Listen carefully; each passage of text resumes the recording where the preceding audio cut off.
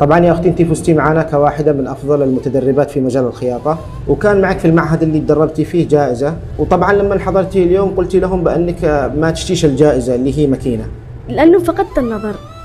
أنت فقدت النظر؟ إيه. يعني الآن أنت ما تشوفيناش؟ لا. طيب إيش المشكلة؟ إيش اللي حصل لك، مثلا حادث أو شيء عشان فقدت البصر؟ لا، فقدت النظر كذا فجأة. بدك تختاري أنت جائزة أخرى تكون تناسبك وإحنا بنغيرها بهذه الجائزة.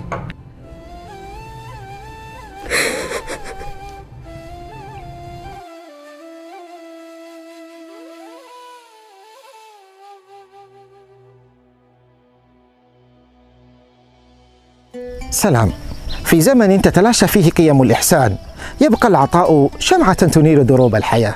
أهلا بكم في الحلقة الأخيرة للموسم الرابع من برنامج خاطرك مجبور. سنروي لكم قصة مشروع بدأ بفكرة عطاء وتحول إلى فكرة تنمية. كان المشروع عبارة عن كسوة 100 يتيم، ولكن واجهنا الكثير من الصعاب، وأهم تلك الصعاب الأسعار الباهظة للملابس المستوردة.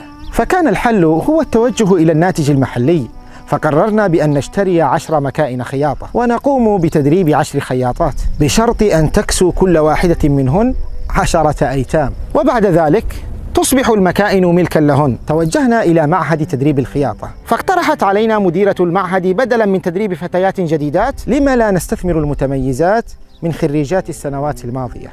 في عندنا متدربات متميزات من قبل 3 سنوات ومن قبل 2 سنين. ايش رايك لو يكونوا المتدربات ذيل المتمكنات هم اللي بيقوموا بهذا العمل، لانهم من يوم ما تدربوا الى الان ما عندهمش مكائن ولا عندهم امكانيات حتى يقولوا اسرتهم او يحسنوا من سبل العيش. وافقنا بشرط ان تختار لنا المتميزات اللواتي حالت الظروف بينهن وبين شراء المكائن. بسم الله وعلى بركة الله ننطلق. حياكم الله بنات المتدربات، اخترناكم لأنكم كنتم من المتميزات والمتمكنات لدينا في المعهد، والبعض منكم درس عندنا قبل 3 سنوات، والبعض من قبل 2 والبعض الآن في هذه السنة. وبما أنكم ما زلتم لحد الآن ما في عندكم مكائن، فالبعض يشتغل عند الغير والبعض متوقف عن العمل. تم اختياركم لتكريمكم بمكائن جديدة، لكن بشرط أشتي كل واحدة منكم تكسيلي 10 أيتام. القماش علينا والأدوات علينا، وعليكم أنتم شغل أيديكم، وبعدها تبقى المكائن لكم. موافقين؟ موافقين. إذن مبروك عليكم يا بنات.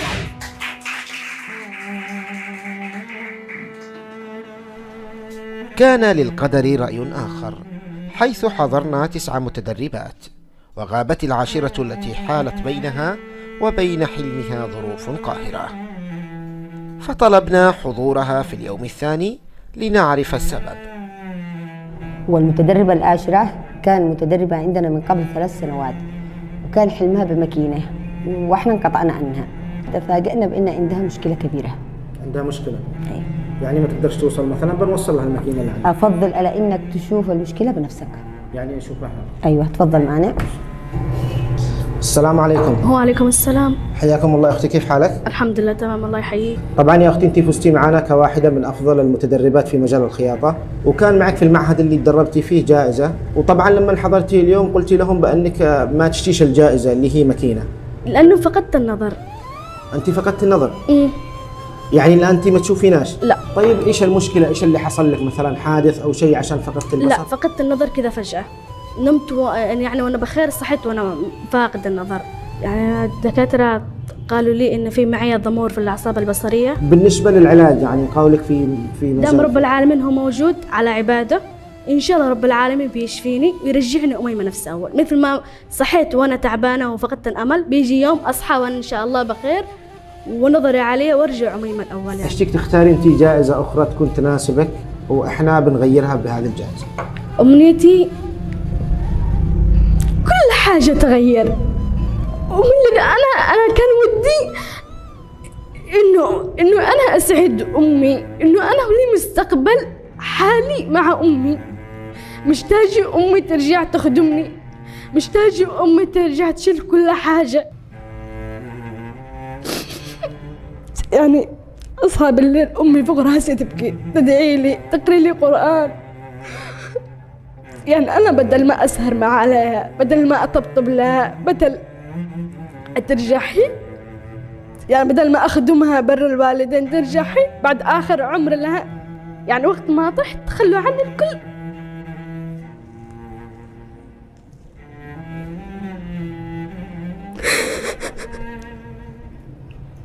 الشخص الوحيد اللي بقالي في الدنيا هذه أمي من بعد الله.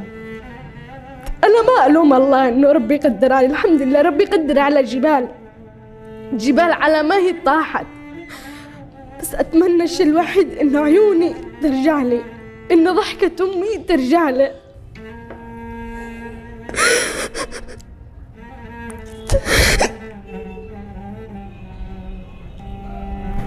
والله العظيم كله أمي شاغل بالي. أمي خلاص تعبت، عجزت أمي من كثر همها، شعرها صار أبيض من كثر همها. أميمة يوم ورا يوم، شهر ورا شهر، سنة ورا سنة، والآن بنتي تتعافى. مهما قلنا في حقك يا أميمة ومهما صبرناك بتظلي أنت صاحبة الألم، أنت صاحبة الوجع، ما حد بيحس مثل ما أنت تحسي. أكيد، بس رب العالمين أكيد يحس، رب العالمين أكيد يعرف اللي أنت تمر. رب العالمين ما قدر لي شيء إلا فيه سبب ثاني. صحيح. ورب العالمين ما يختار مرض لشخص إلا يكون هو قده، أنا قده. طيب يا أميمة، إيش أمنيتك غير موضوع الماكينة ما ماكينة؟ أمنيتي إن أنا أزور بيت الله الحرام. إيش؟ أزور بيت الله الحرام، أروح أزور الحجر الأسود، أروح أزور قبر الرسول صلى الله عليه وسلم قبل كل شيء، أروح أشرب موية من حق زمزم، أحس إن أنا قريبة من الله، أشتي أفضفض لرب العالمين، أشتي أخرج كل الذي هو في قلبي. طيب الله موجود في كل مكان، والنعم بالله. شوف، رضائك بقضاء الله وقدره يعتبر عبادة ويعتبر طاعة ويعتبر تقديم لآخرتك. في ناس الذي أصابوا فشل كلوي، في ناس أصابوا بسرطان، في ناس أصابوا بحاجات كثير، الحمد لله عمى صح. خليك أبعدني عن الحزن وابعدني عن الآلام وابعدني قبل كل شيء. شعور حلو والله العظيم، إنه العمى شعور حلو. العمى شعور حلو، لأنه أنا أحس لغيري، حسيت لغيري، لأنه كنت أمشي مع إنسانة عمياء ما أنا عارف إيش هذا الشعور. أفهم يا أميمة أن جائزتك اللي ودك إياها تكون عمرة مثلا بدل الماكينة؟ لا مش قصدي كذا، ولا بيكون قصدي كذا، لأنه أنا عارفة أن هذا الشيء بيكون صعب عليكم. صعب علينا؟ بيكون صعب عليكم. طيب صلي على رسول الله. اللهم صل وسلم عليه. احنا غيرنا جائزتك إن شاء الله، بتكون جائزتك عبارة عن عمرة أنتي ومعك محرم ومرافقة إن شاء الله. مستحيل. كيف؟ مستحيل. لا كلام جد. مستحيل. ما نرجعش في كلام. لأنه هذا الشيء كان حلم يا أخي، أقدم شيء الآخرتي، أقدم شيء أزور بيت الله قبل كل شيء. هذا أكبر حلمي، إنه يكون أزور بيت الله الحرام. هي أمنية بسيطة جدا يا أميمة، بس أنا عارفة، بس هي بالنسبة لكم أمنية بسيطة، بس هذا أكبر أحلامي. يا ليت بس أحس الكعبة، بس يا ليت أنا أحسها، يا ليت أشم ريحة الكعبة. هذا اللي كان أنا نفسي.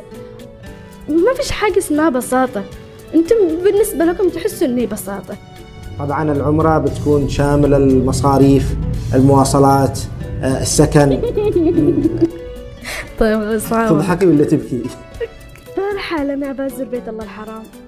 مشاهدينا الكرام، سنبدأ في ترتيب تحقيق أمنية أميمة بزيارة بيت الله الحرام، انتظرونا. لم تكن أميمة مجرد رقم في القائمة، بل كانت قصة كفاح وأمل.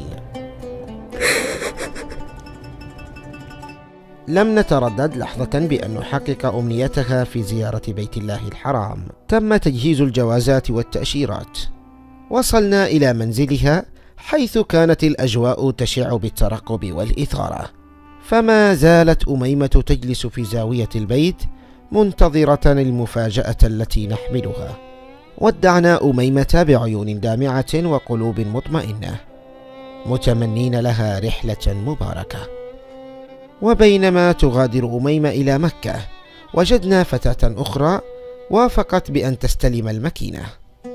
البنات جابوا لي ماكينة، وبالمقابل أنا شريتها، ما طبعا من عندهم القماش وكل شيء، وهم بيجيبوا لي الماكينة مقابل الخياطة حقي. قامت باختيار 10 أيتام لتكمل مسيرة العطاء. اخترت 10 أيتام وخذت مقاساتهم، والحمد لله بدأت أخيط لهم. كانت أميمة تؤدي مناسك العمرة. الحمد لله الملابس جهزا، والآن بلبسها 10 الأيتام. وكانت الفتاة الجديدة قد انتهت من كسوة 10 أيتام ليكتمل العدد 100 يتيم.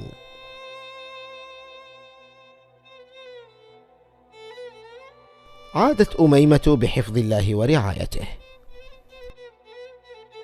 هكذا انتهت قصتنا بنهاية سعيدة، حيث استفاد 100 يتيم وتأسس مصدر رزق ل10 فتيات مع أسرهن، وتحققت أمنية أميمة لتزور بيت الله الحرام، وأصبحن الفتيات ال10 نموذجا لليد العاملة.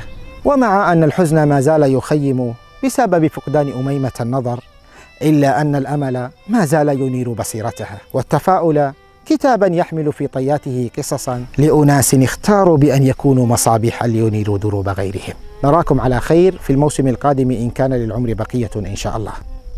دمتم في رعاية الله.